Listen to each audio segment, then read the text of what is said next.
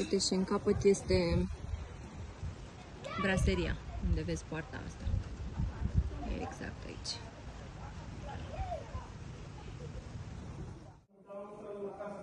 Ok, deci garaj pentru o mașină pe dreapta,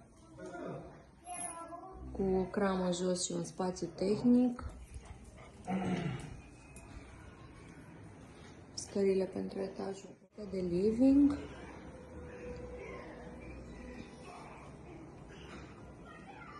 Cu bucătărie.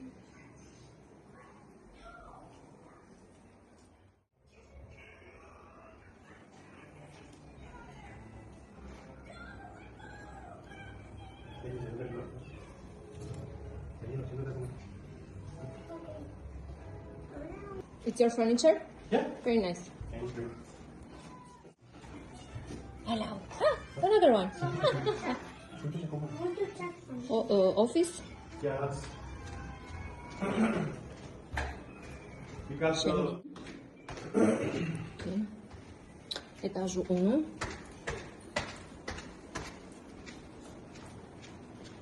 Un open space la etajul 1. Mai poate fi făcut un birou sau un dormitor. Okay. Can you help me a little bit with the lights? Yeah. Hello. Sorry. Okay. And și o baie pentru dormitorul acesta, cu duș și geam. Ok.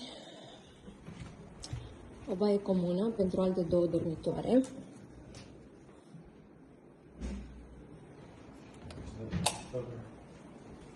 Room. Hello. How are you? Sorry for disturbing. Al 3-lea dormitor și al 4-lea dormitor, masterul, care are și un balcon și baia lui.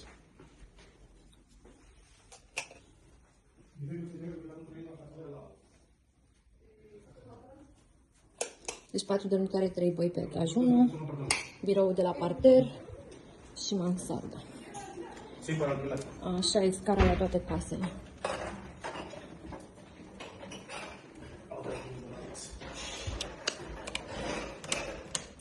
Nice gym.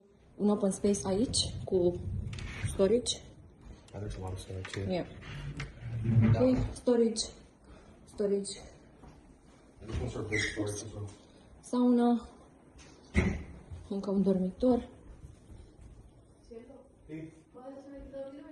There's another bathroom over there. Ah, yeah, right. Și încă o baie. De fapt, o baie pentru mansardă.